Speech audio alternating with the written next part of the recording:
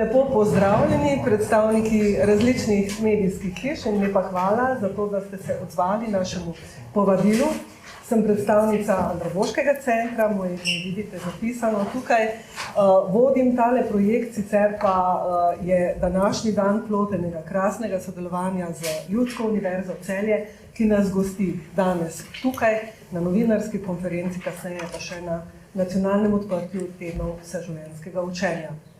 Z nami danes tukaj so magistra Nataša Krajnc, generalna direktorica direktorata na Ministrstvu za izobraževanje, znanost in šport, pristojnega tudi za izobraževanje odraslih. Nataša je hkrati tudi predsednica nacionalnega odbora za TVU, kot tedne na kratko imenujemo. Dobrodošli.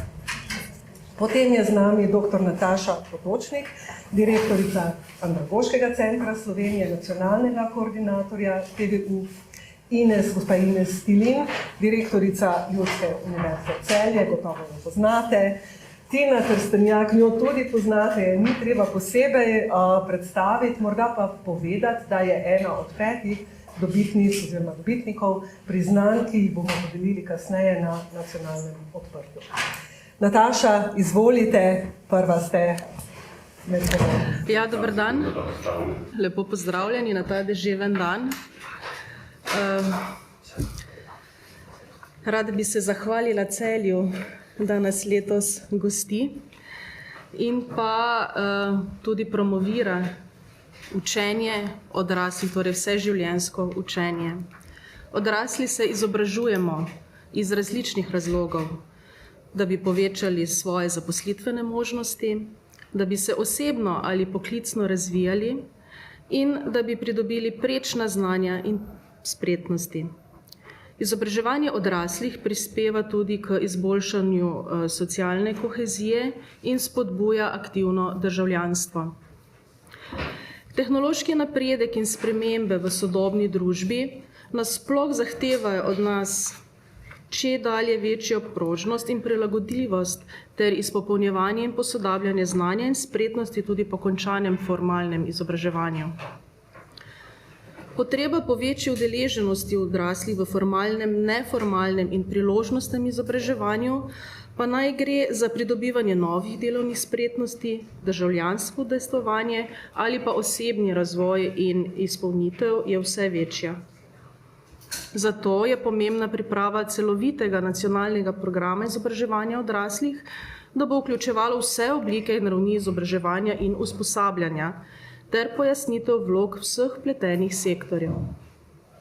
S tem v mislih je Ministrstvo za izobraževanje, znanost in šport pristopilo k pripravi resolucije o nacionalnem programu izobraževanja odraslih v Republiki Sloveniji za obdobje 2022 do 2030, ki jo je letos marca sprejel tudi Državni zbor Republike Slovenije. Vključenih je 14 resornih ministrstev, ki vsak svojega področja prispevajo k skupnemu cilju, to je osvetliti in ozavestiti pomembnost izobraževanja odraslih.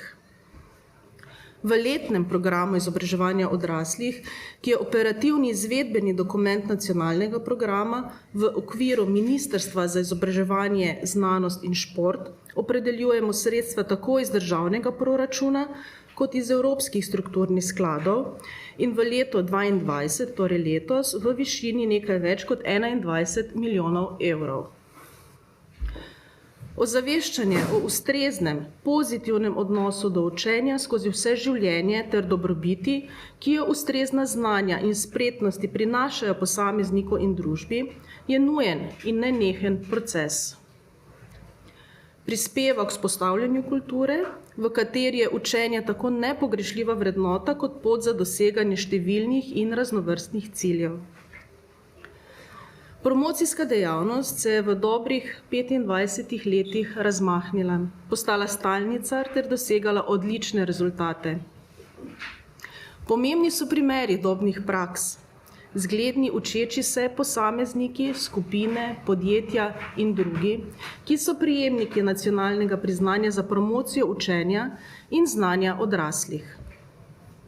Z njihovo pomočjo je izpostavljen glas učečih se ter uspešno nagovorjena ne le najširša javnost, temveč tudi stroka in politika.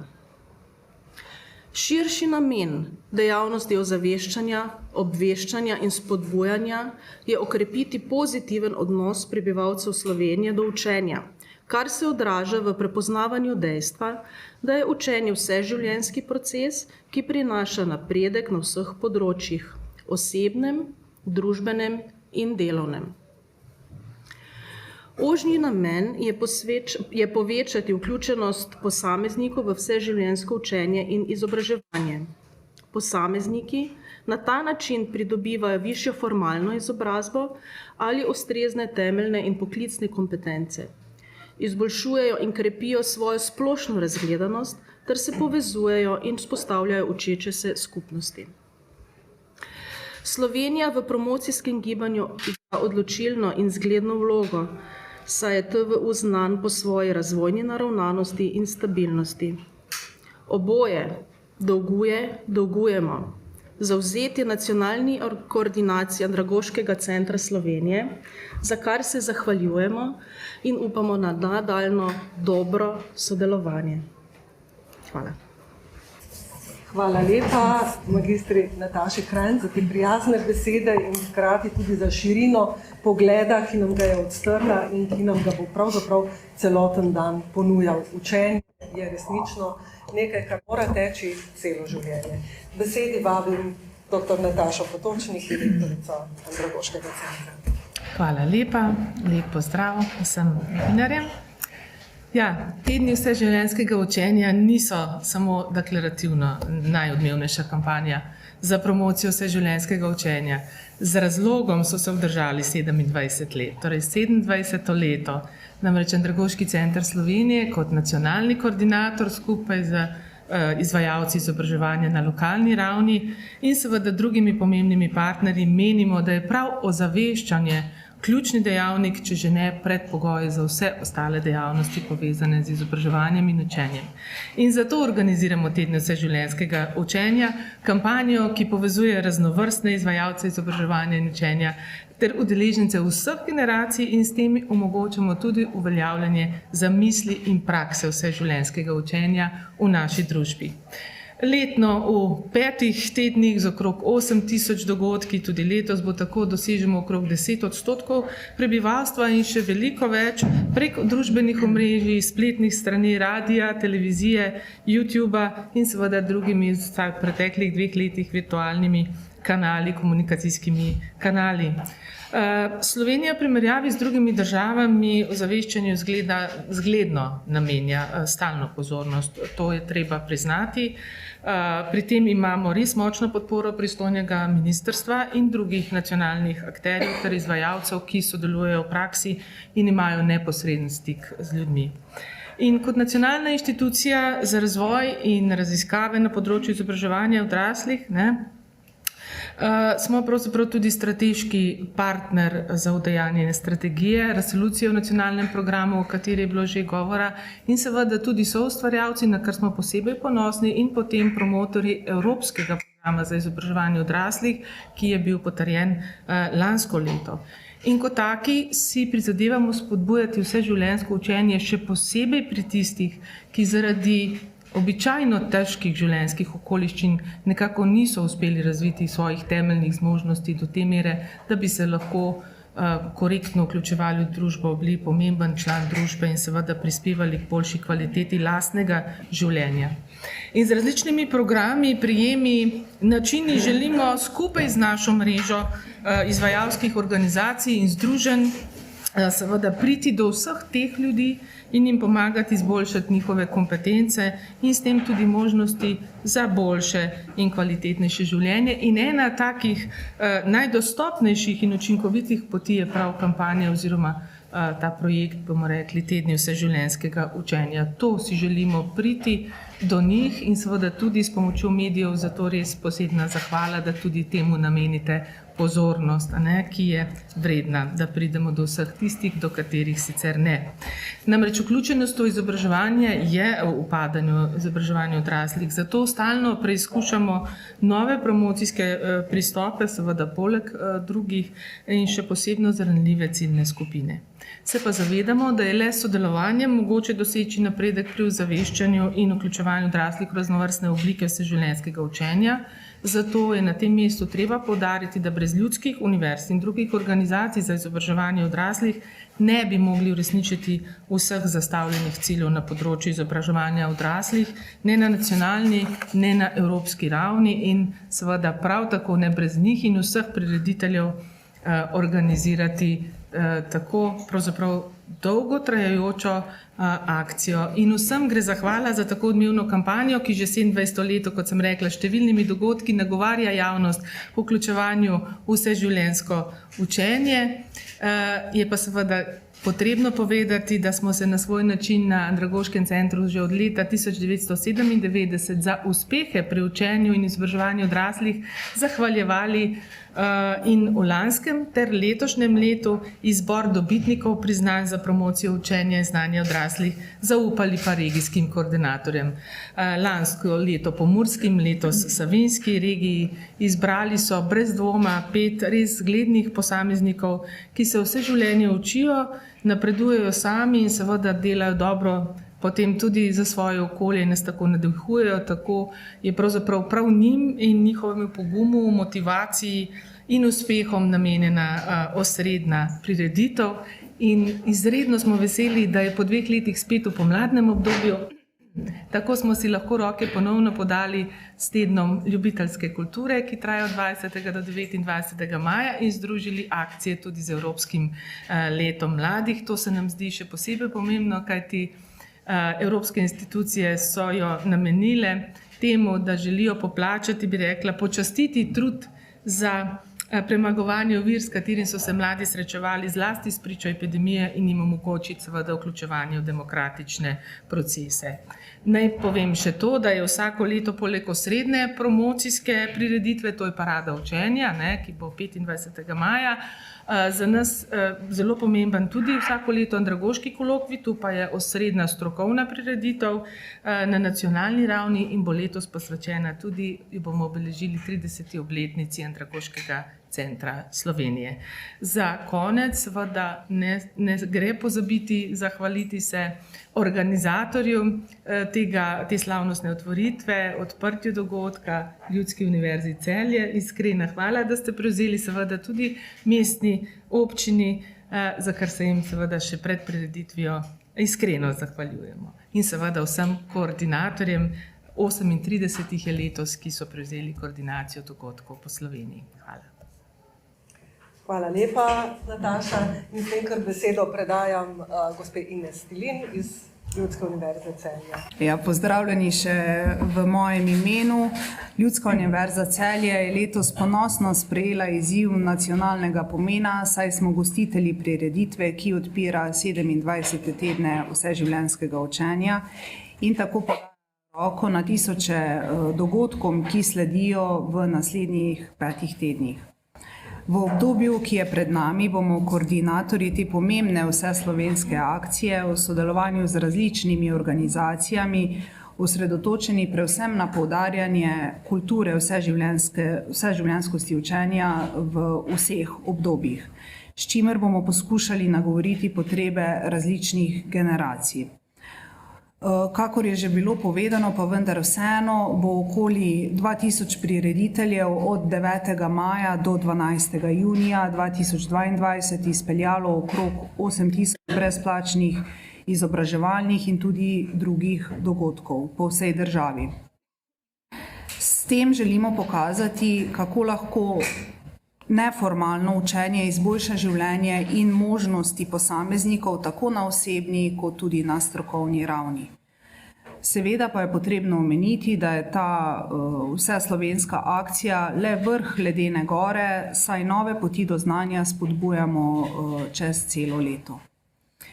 V mreži TVU koordinatorjev delujemo že 6. leto in na ta način skupaj s številnimi partnerji v naši občini in tudi celotni regiji pripravljamo bogat program aktivnosti.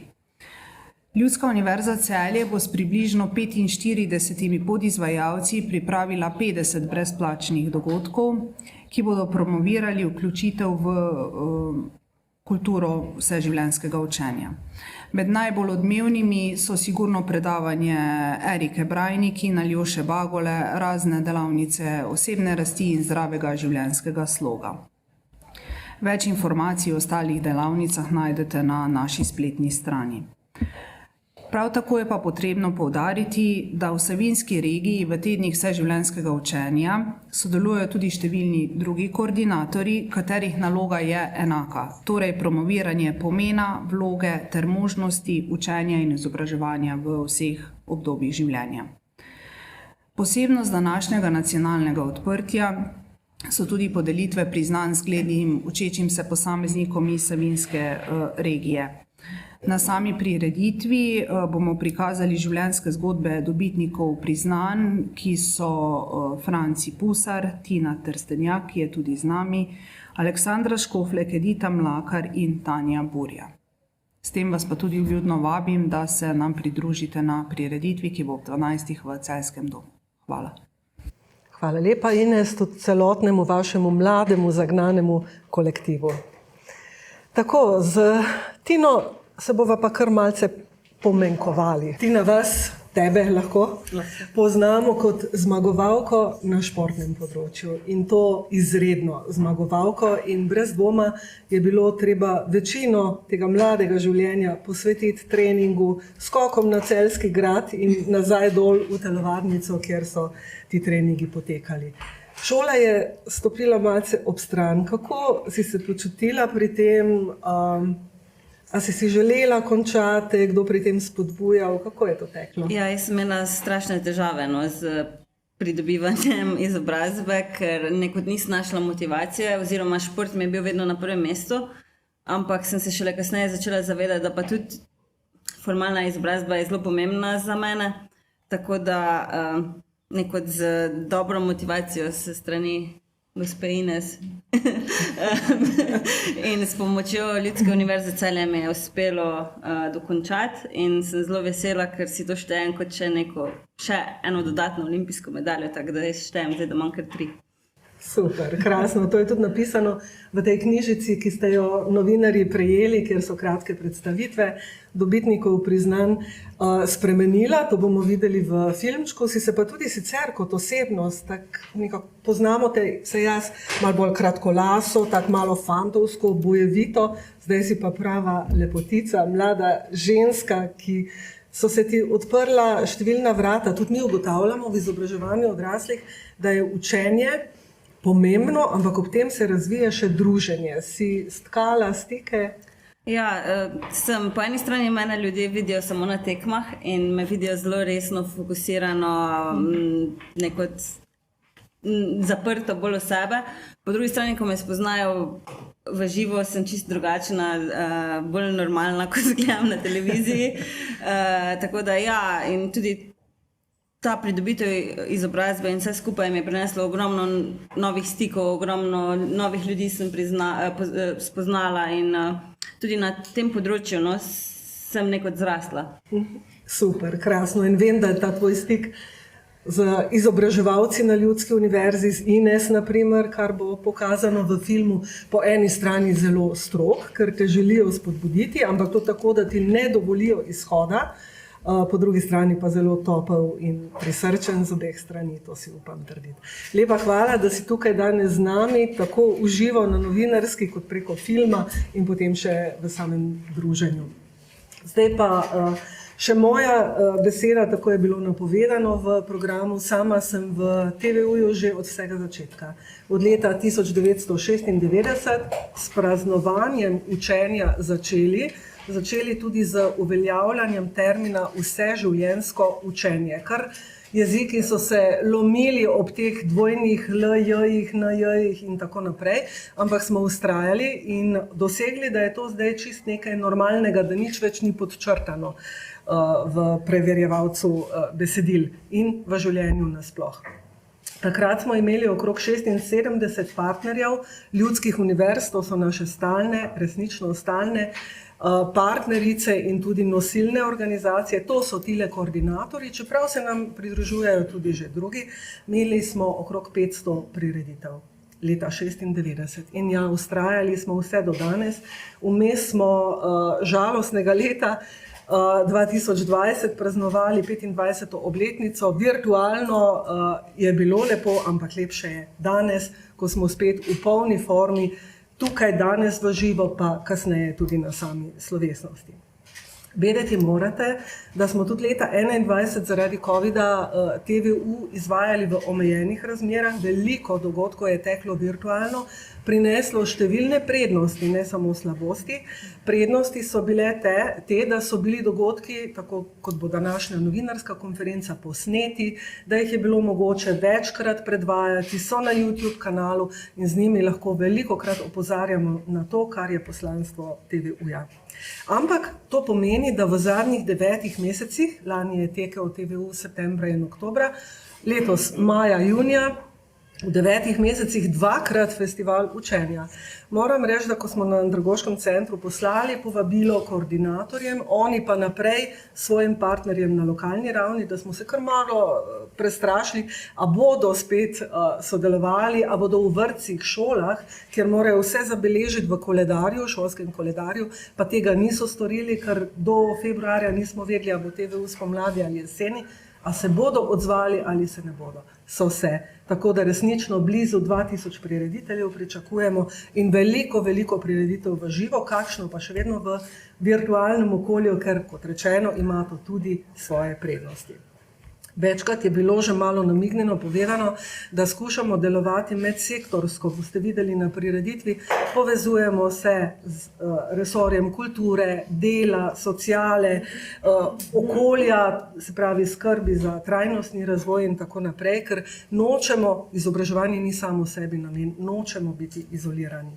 Delamo za vse generacije, od najmlajših pa do najstarejših, zato je recimo Zveza društev upokojencev pa Univerze za tretje življenjsko obdobje, ki so med našimi zvestimi partnerji. Delamo za ranljive ciljne skupine, kot je Nataša izpostavila, delamo za čist normalne, zaposlene, velikokrat rečemo za razliko od brezposelnih, ker menimo, da smo ranljivi na malo daljši rok vsi, to nam kažejo različne, vse hitreje porajajoče se spremembe v družbi in gospodarstvu. In tu so nevladne organizacije zelo pomemben partner, zato ker pač so bližje tem ciljnim skupinam. Želimo se čim bolj približati človeku, zato vedno rečemo, TVU je projekt dobrih ljudi, vidimo danes tukaj ekipo, tukaj zbrano pa vse, ki so v ozadju, v Ljudski univerzi Celje in številnih drugih koordinatorjev, torej projekt dobrih ljudi v dobro vseh. Hvala lepa za pozornost, mi smo zdaj vsi na voljo za nadaljnja vprašanja, mora biti tudi za kakšne posnetke, nekaj časa še imamo, Ines, ti imaš tako veliko uro, mogoče pogledaš, jaz sem čist brez. Še imamo kakšnih 20 minut. Še kakšnih 20 minut, tako da izvolite, kakšne vprašanja mora biti. Prosim.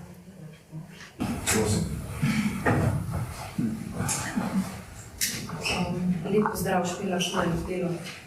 Mene zanima, koliko ljudi je po vaših ocenah vključenih v te projekte, programe vseživljenjskega učenja, koliko so v povprečju stali. Zanima me, koliko od teh, gospa je zdaj pomenila, da delate tudi za zaposlene, se pravi, koliko od teh ljudi je delovno aktivnih. Potem pa, gospa, vi ste omenili, da vključenost v izobraževanje odraslih pada. Zakaj? Pač kje vidite ta razlog? Pa še, ali se vam zdi, gospa, prej omenila, da ministrstvo namenja 21 milijonov letos. Tako, kako ste zadovoljni s sredstvi, če morda mislite, da bi bilo dobro imeti kakšen evro več. Hvala lepa. Ja, zdaj vas verjetno ne zanimajo toliko številke za TVU kot za izobraževanje odraslih nasploh. Tukaj bolj lahko postrežemo s procenti, ki jih Evropski statistični urad objavlja vsako leto, in tukaj dejansko beležimo upad od leta 2010, ko je Slovenija, kaj sem rekla, 2006, ne?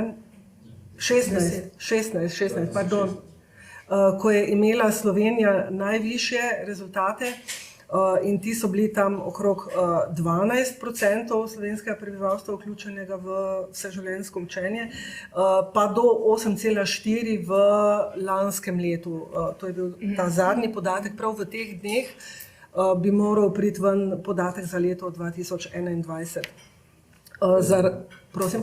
Razlogi. Ja, razlogi so nekaj, kar bo Nataša povedala, tudi nas hudo zanimajo, ker človek bi lahko rekel, da delamo ogromno, pa kljub temu ni nekega rezultata, ampak seveda ozaveščanje in vsa naša prizadevanja niso edini odgovor. Na to faktorjev je ogromno. COVID recimo je zdaj en tak tudi izgovor lahko, ampak številne druge reči. Jaz, ker vodim središče promocije in informiranja, zagotovo lahko trdim, da pogosto ljudje nimajo informacij, katere učne priložnosti so na voljo, in zato delamo veliko tudi na obveščanju. Tudi Juridisi, se pravi Evropski urad, ki tolmači različne pojave v izobraževanju nasploh, je v svoji nedavni študiji o izobraževanju odraslih zapisal: ljudje ne vedo, kam naj se obrnejo po informacije in ali sploh potrebujejo, in če so že v neki zagati, pa nimajo končane informacije, a morajo začeti znova, ali lahko nekje na eni drugi točki. Tako da informiranje je gotovo ena od ovir oziroma priložnosti za nas, da to spremenimo. Nataša, izvoli.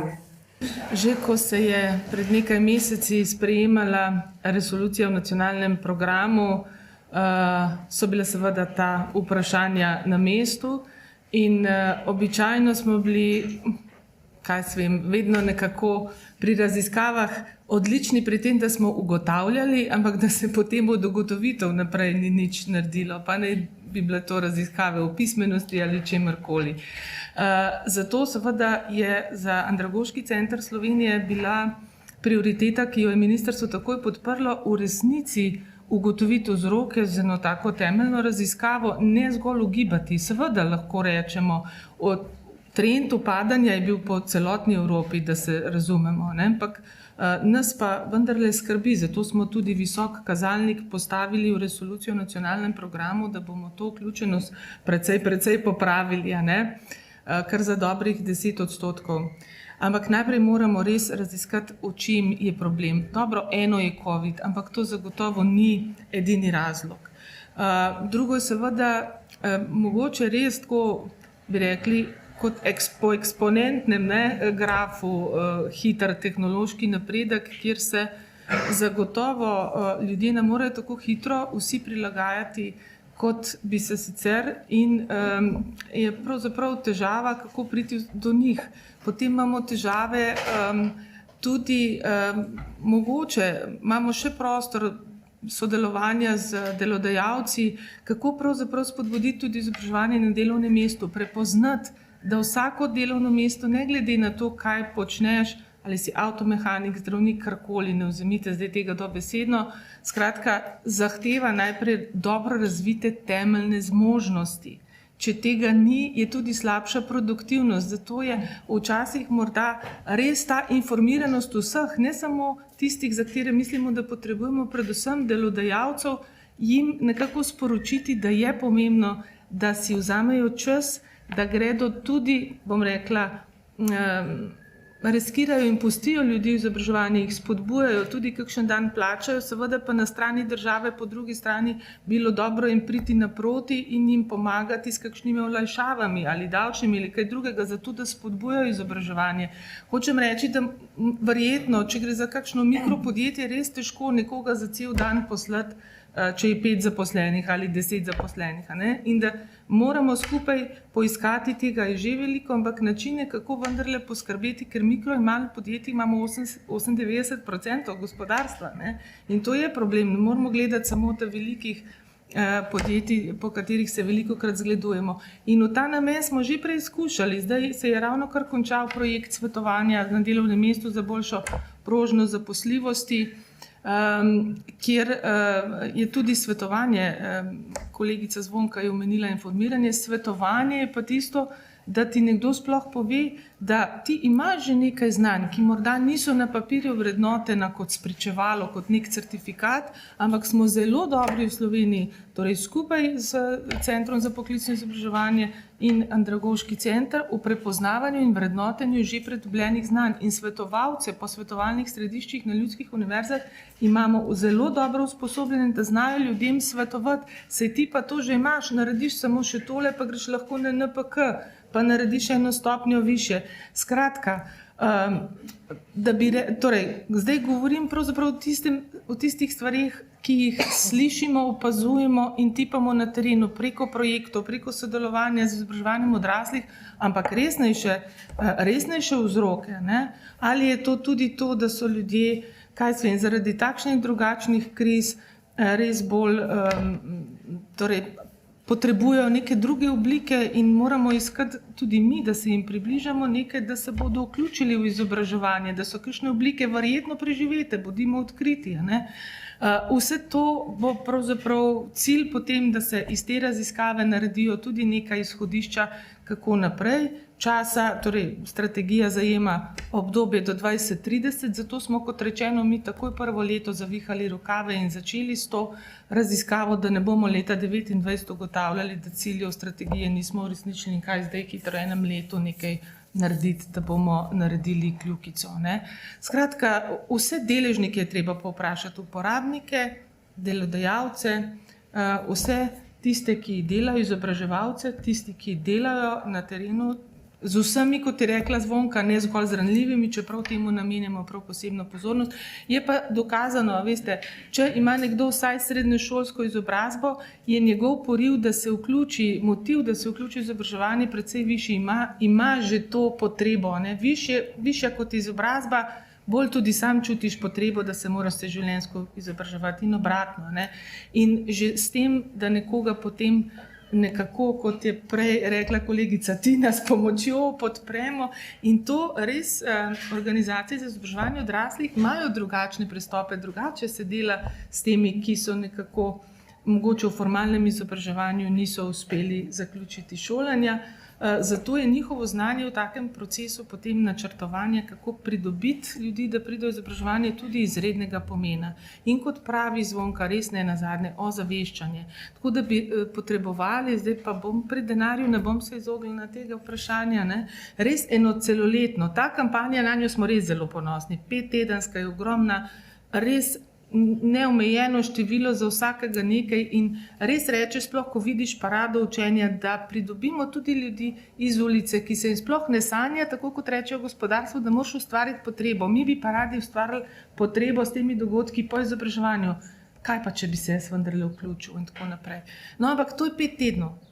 Rabili bi eno močno, celoletno tako akcijo, kjer ste seveda mediji potem pri tem podaljšana roka vseh tistih, ki se s tem ukvarjamo, Andragoški center kot nacionalna inštitucija, vse partnerske organizacije, in zato seveda pa je potrebna tudi kakšna močnejša injekcija. Ampak kot rečeno, resorno ministrstvo in vsi ostali nacionalni akterji so nam pri tem res vedno v podporo. V letošnjem letu je res v letnem programu manj denarja, to pa zato, ker se je zaključila evropska kohezijska shema za pretekla in pač čakamo nov operativni program, tako da se nadejamo potem tudi več sredstev, potem tudi že v tem, predvsem pa v prihodnjem letu za izobraževanje odraslih. Ja, vedno, če vprašate mene, Gorenjca pa sploh, ga je vedno premalo. Ampak, če bi pa res želeli, a ne, bi pa tukaj res načrtno kot na ravni celotne države. Ne gre samo za ministrstvo za šolstvo, ki je mogoče vedno edini krivec ali pa naslovnik, ampak nujno se mora vključiti tudi MGRT, tudi ministrstvo za delo je vedno tudi pravzaprav naš tesni sodelavec, ampak ministrstvo za gospodarstvo, vse tiste inštitucije, ki pravzaprav skrbijo za izobraževanje odraslih. In tukaj bi pa rabili kakšen tak finančni input in smo pa sposobni narediti skupaj celoletno akcijo, brez dvoma. Ja, mogoče zaključimo zdaj tale osrednji del in če želite izjave, se prosim, da povežite s katero od nas in potem vas vsekakor vabimo še naprej na prireditev. Hvala lepa.